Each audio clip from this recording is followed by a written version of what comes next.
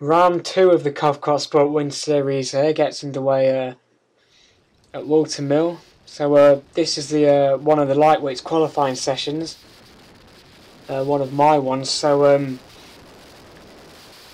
main role is to try and get yourself in the top around the top 3, which means you'll probably be on pole. You will be on pole for one of the for your first race. And if you are, then you get an extra point too. So always important to pick up them extra points. You also get a point for fastest lap in the Winter Series, and 20 points for a race win, 19 for second, 18 for third, and so on. So 1 point is quite a big difference. So first couple of laps then, trying to get used to the track, the karts, the conditions, just so we can line up a better lap later on. It does look dry there, but it was a little bit slippy in some corners, and the kart liked to slide out a few times. This corner coming up here, this right-hander, the kart did really like to go wide like that, and as you can see, that was my sister Kaylee Vincent who spun from the understeer created from the slippy surface. So Whilton Mill then, probably my favourite track on the calendar, around 960 metres long I think this layout is, which is the longest Covkart do. So starting my first proper lap then after 2 warm-up laps is my first flying lap. I had a kart ahead of me. So finally got some clean air, so heading up to turn 3 now. This is the longest straight on the track. Probably our best overtaking spot is this corner here, so in the races that's where we look out for a few overtakes, especially if you get a good run out of turn 2. Important to keep a good line through here, this left, right, left section. You know, if you mess your line up through the first or second part, then you're going to compromise your run through the next part of that piece of track. So the qualifying session is around 10 minutes long. 10 minutes long, yeah. Before you go into 2 races later on in the day. They're both 8 laps long each. So they were catching a kart here. I don't think I managed to pass this guy ahead. I'll back up on not this lap, but it'll be a lap later on. Try and get some free air and make a move. Not make a move. Sorry, get a good clean piece of space and track for a good lap. Yeah, this is my first lightweights round after being moved into lightweights from juniors. I won the first junior round, but I was moved into lightweights and carried all my 42 points over, which meant at this stage I was leading the lightweights. So you can see now I've caught this kart ahead, but don't want to make a move that would compromise their lap. You never want to do that. I think, do I back up here? I think I might do. Yep. To try and get some nice air, trying to make sure I don't compromise anyone in the lap, anyone from behind or the guy ahead. Best always to get yourself some free air and start a new lap. We've got over half the session to go, so the looks like it's got a bit brighter now as well, actually. Going later on in the day, towards midday, so it would have got a bit warmer. But yeah, as I said earlier, it's probably one of my favourite tracks. Nice and wide, nice long track as well, with a selection of a few different corners. My only well, they put a new runoff on this track at the exit, the last corner, which you'll see coming around the corner next. But before it was just muck, and if you went off there, you were pretty much done in. but now they've got the runoff there. I prefer it to be still be that muck, just to you know, if you go off, then it should punish you as you would do at any of the other corners on this track. As you see another slab of cement on the exit of this corner. But yeah, I'd rather have it if you go off the track than well,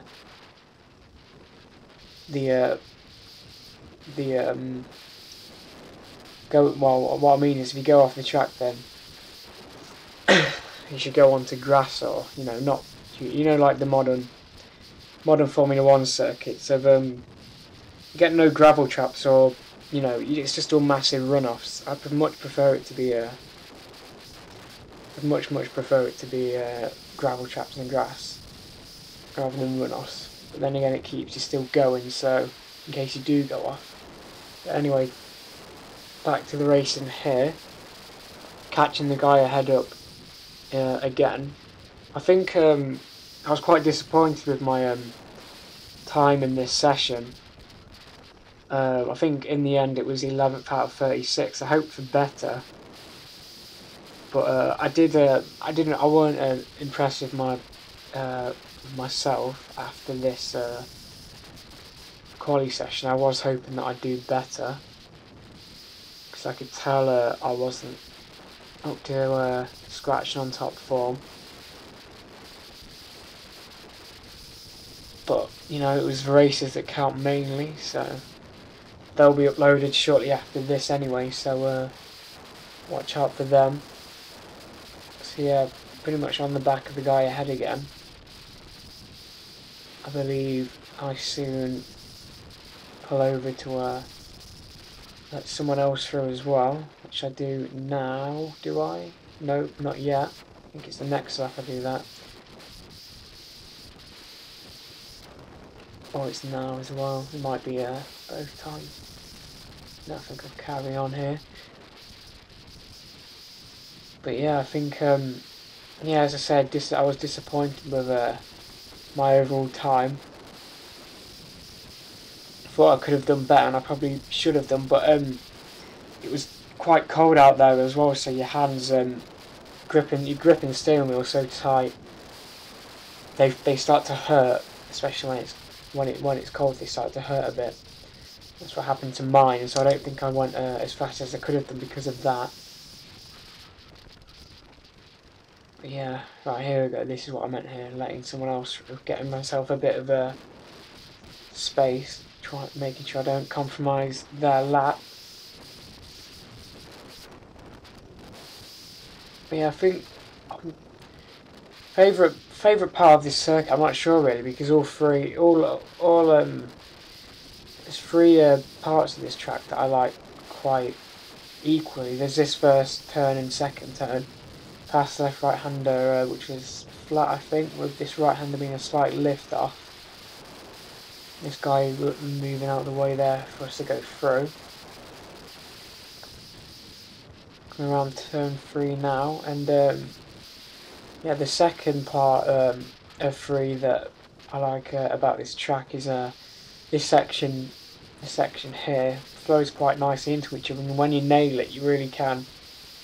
You are happy about having nailed it. But this is similar to like the part I was just on about, the boot section, whereas one corner leads into another, so you have to make sure your line is immaculate going through there, so that you don't end up compromising any corners after. We have that first and second corner there, nice change of direction after turn 1. I think the first corner I was taking flat, or I might have been having a slight lift off because it was a bit slippy. I think in the races I probably took it flat. And then turn 2, you have a bit of a lift off, so you don't run out massively wide.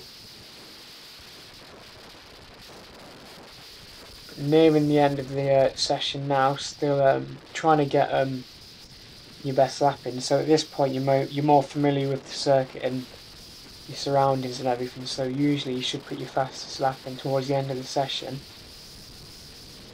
as qualifying is the first bit of racing we do.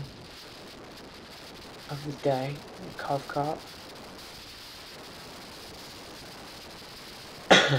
So as I said earlier, 20 points for a race win. You get an extra point for pole and fastest lap. So you can get a maximum of 43 points at each Winter Series round, whereas in the summer it's 3 races, no qualifying. You start at the front, in the middle, and at the back.